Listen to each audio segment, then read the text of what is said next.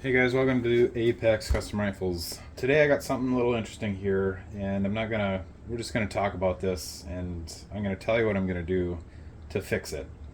This is a custom rifle that another shop built that was sent to me just for a transfer. And this guy spent, well, I think he got the scope on there, so I'm sure it was all north of 9 or 10,000 with the scope. The rifle package I think was 7,000, 8,000 something. So when we got this thing in, uh, he had me transferred in, and I got it in, and I opened it up, and I just gave it a once over, and started to see some things that didn't quite look right. Couple things that you don't really expect to get when you spend $7,000, $8,000 on a custom rifle. Just a lot of little detail stuff, and a few things that we have to actually go in and fix. And granted, the customer still hasn't gotten this rifle yet. It was shipped into me, and we looked over it, and I gave it a good once over, and I pointed out a few things to him that, in my opinion, are wrong, and we're gonna go through and fix them. A couple of things are not big issues, more cosmetic, but when you spend top dollar on a rifle, you don't expect to get, you know, kind of a halfway done job, half-assed job. There was some stickers still left on here. I mean, they did a nice job painting it, but they left some stickers on there, like somebody just didn't give it a good once over. I covered up the logos on there, so we don't need to talk about whose it is, but it's a custom rifle builder. Some things like here, we got overspray on the butt pad, which is, a minor thing, but when you buy a Ferrari, you expect perfection. The biggest issue with this is, well, I'll go to the next issue. The next issue is the chamber was a little rougher than I would like it. It looks like somebody went in there with like hunter grit once or twice and pulled it out, and it's pretty rough. But I told them shoot it. I'm sure it'll function probably just fine. We'll see if we got to go through and polish it a little more. I'll just go in there and polish it. That takes just a minute. Just break it apart and do that. But the chamber looks horrible in my opinion, but it'll probably work the way it is. And if he wants me to fix it, I'll fix it. But the main problem with this thing, you got a nice Macmillan stock here, Defiance Action proof barrel. This is a 375 H&H, and this is built for what does he have? He has an MBM brake on there. I think it's a Beast. Yeah, titanium Beast. So it's a nice brake. Good quality brake. The main issue with this, let me zoom in here and we'll take a look at this stock, this bedding job specifically. Alright, a couple things here. Minor detail. The bottom metal doesn't sit flush in the stock from side to side. One side sticks up further. That's just an easy fix. And not sure why they did that, but it was pretty noticeable.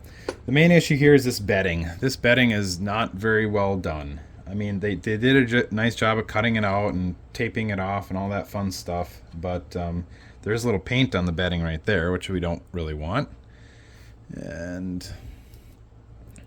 But we have some issues here. They cut a ton out here, which I don't know if you really need to do that, but I mean, this is in front of the lug, so it doesn't really matter. But they're up off the pillars, which I like to do. It looks like they have a decent amount of bedding in there. Probably a good 16th to 3/32. But let's turn it here and look. What's that? There's a hole right there. And there's a hole right there. And there's a hole right there. There's a air bubble. I mean, you might say, well, it's an air bubble. It's not really going to matter, but you know what? In the grand scheme of things, maybe it won't.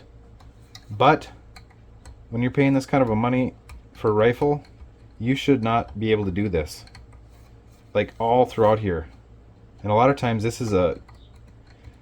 these air bubbles, that's usually a mixing issue. So however they're mixing it, they're like gobbing it up and like mixing it fast or quickly. And here's a big spot right there. There's not even any bedding right there. That's awesome. Another spot. Another spot. Oh, and then I don't know if you can see it here. Let's turn up inside here, that's a big huge void under the bedding. That's great. This side, there's some air bubbles in there, but not as bad as this side. This side, there's like, it's like a bedding bridge right there. That's what you want to see with your $8,000 rifle. I mean, all the rest of it here doesn't look too bad. There's a bubble right there. There's one there. There's one there if I push hard enough. So this is just kind of a, I don't want to say a sloppy bedding job, but poor prep for the bedding compound. You can totally avoid this if you don't mix the hell out of your, you still got to mix the bedding compound a lot, but you don't want to mix it in a fashion that you're going to get big air bubbles in here. You want to do more of a folding mix than like a stirring, lopping mix. Like it's not like you're whisking something or, you know, mixing cake batter. That's not what you want. You want to fold it together, and if kind of like auto body filler, if you've ever done that. But yeah, this is just not great. And it's very loose in there. You set it in there and it'll plop right out. So usually when I bed them, you can set them in there and you can easily pull them out. But if you flip it over, it should hold the action in place. It should be a very snug fit. And this thing, you know, there's no retention at all in it, which you want a tiny little bit of retention, in my opinion, up here. But you don't want enough to where you're going to scrape material or anything out. So it's a fine line between tight fit and not too tight. But this is the main problem that we're going to fix. So I'm going to go through and rebed this. I'm not going to go through and show the whole process of it, but we'll probably go through and take a look on another day when I got it finished up here. I want to get this done and get this out to this guy, because the people that built this rifle, I think they took like over a year and a half, and he had to take some pretty extreme measures to even get this rifle in the first place, because they weren't getting it back to him in a reasonable amount of time. So that's the main issue here we're going to work with today. We're going to rebed this. I'm going to flatten, go through and probably mill just a little bit on here. This trigger guard is cockeyed. So we're going to go through and we're going to probably go in here and mill just a little bit on this side. We're going to make sure we're level and plumb. And let me look.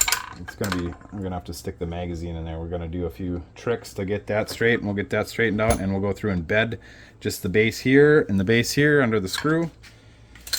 I guess one more thing. This was the other thing that I saw when I took it apart, and this is not going to really affect much of anything other than it's kind of sloppy work. They took this to a belt grinder, which is fine. You can do that, but it's curved. So there's a radius here. This should be flat, and it's not that hard to get it flat. Let me get a machinist square here. And you can see we're pretty off there. We can roll around that radius. Not too bad there, but we get a little bit, you know, depending on how you're looking at it. But it's not that hard to get these things flat. And I might go through and actually flatten that. I'll see how much space I got here. Sometimes they grind these things down and you can't work with them a lot, but yeah, I can see it rocks in there too. Not really what I would do if I built this gun, but anyways, just a bunch of little things with this. I was pretty surprised to see this thing come in this shape. You know, like I said, you spend a ton of money on these rifles, and you expect every little detail on these things to be 100% fit and finish and everything, inside and out. You should be able to take, if you get a rifle built like this, like the ones that I send out, you can take this whole thing apart and look at it under a microscope. I don't care. It looks the way it's supposed to be. Not like this. This is not correct.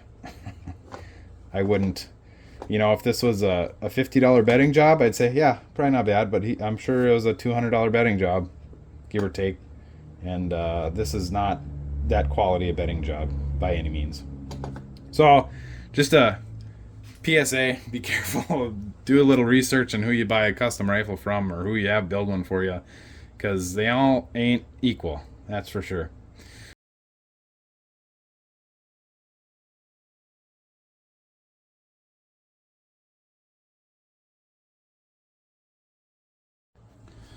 All right, well, here it is after I got done bedding it. And I use tape, so I tape up the holes there. But nice, smooth, even mirror finish of the action.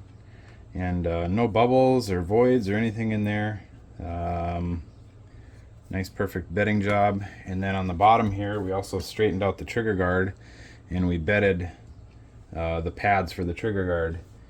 And all this, I mean, it does add a little strength in there, but the main point with this specific one, I can't talk today, and the pillars go all the way down there to the trigger guard, but you can see on this side it's a little uneven, so we got that all straightened out, and we'll put it back together and take a look at it. Alrighty, well, there it is, all back together, and we fixed a couple things on it, and it should be good to go now. This, I mean, to be honest with you, there's a lot of good components with this setup. It's just there's a couple little things here and there. You know, that bedding was pretty bad. That's probably one of the worst bedding jobs I've seen in a long time. And the chamber, I actually did go back and I cleaned it up for him because I didn't like the way it looked.